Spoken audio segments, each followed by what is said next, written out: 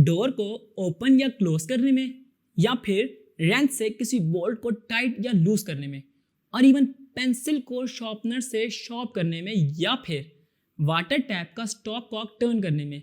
इन तमाम एक्शंस में जो सिचुएशन क्रिएट हो रही होती है, यानी कि जो टर्निंग इफेक्ट ऑफ फोर्सेस है, इसे हम टॉर्क कहते हैं। और आज हम इस लेक्चर में टॉर्क को स्टडी करेंगे। So what is torque? Torque is simply defined as the turning effect of a force is called torque और the moment of the force. यानी कि अभी जो थोड़ी देर पहले आपको कुछ एक्शंस बताए, वो तमाम actions due to torque perform हो रहे थे। यानी कि फोर्स बिल्कुल परपेंडिकुलर अप्लाई हो रही है एक्सिस ऑफ रोटेशन पर, जिसकी वजह से डोर ओपन या क्लोज होता है, या कार का स्टीयरिंग व्हील रोटेट होता है। वैसे तो एक्सिस ऑफ रोटेशन को मैं सेकंड चैप्टर में काफ़ी डिटेल में एक्सप्लेन कर चुका हूँ जब हम रोटेटिव मोशन को पढ़े थे, बट मैं आपको थोड़ा भी बता दूँ। देखिए, इसके लिए वैसे एक रिजिड बॉडी का पता होना चाहिए। रिजिड बॉडी का मतलब ये है कि अगर आप उस बॉडी पर फोर्स लगाएं तो उसकी शेप चेंज नहीं होती। और इमेजिन करें कि वही बॉडी किसी लाइन के अराउंड रिवॉल्व हो रही हो, तो वो जो लाइन है वो हमारे पास एक्सिस ऑफ रोटेशन कहलाएगी।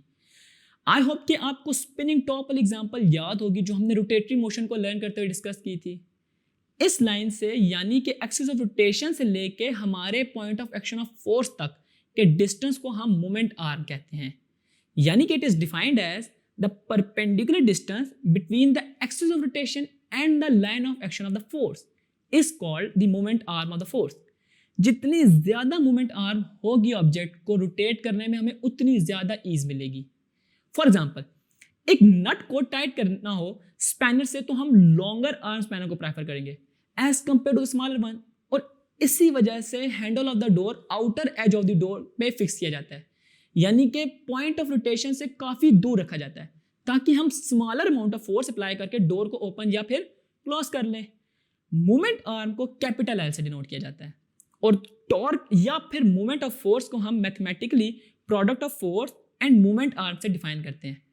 टॉर्क को ग्रीक लेटर टाउ से डिनोट किया जाता है, एंड मैथमेटिकली इसको tau is equal to F cross L लिखते हैं। ऐसा यूनिट ऑफ टॉर्क जो है वो न्यूटन मीटर है, और अगर हम 1 न्यूटन मीटर की फोर्स परपेंडिकुलर 1 मीटर लॉन्ग की मूवमेंट आर्म पर लगाएंगे, तो इट मीन्स उसके अंदर 1 न्यूटन मीटर का टॉर्क जनरेट होगा।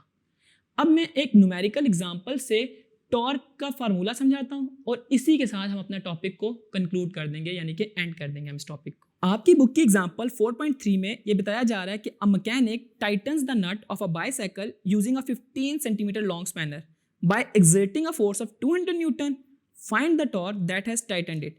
यानी कि इसके अंदर जो हमारे पास मूवमेंट आर्म की जो टोटल लेंथ दी हुई है वो 15 सेंटीमीटर है, और फोर्स हमारे पास 200 न्यूटन दी हुई है, और हमसे इसका टॉर्क निकालने को कहा जा रहा है। यानी कि हमने टॉर्क निकालना है। टॉर्क को ग्रीक लेटर टाउ से डिनोट किया जाता है। हमें टॉर्क का फार्मूला पता है जो कि है tau is equal to F cross L. हम इन दोनों वैल्यूज़ को इस फार्मूले में पुट करेंगे, मगर इसको पुट करने से पहले मैं आपको एक बात बता दूं कि हम लोग प्रेफर करेंगे कि अपने हर न्यूमेरिकल में जब भी वैल्यूज़ को फार्मूला में पुट कर रहे होंगे, उससे पहले अपने यूनिट्स को इंश्योर कर लें कि वो ऐसे यूनिट्स हैं या नहीं।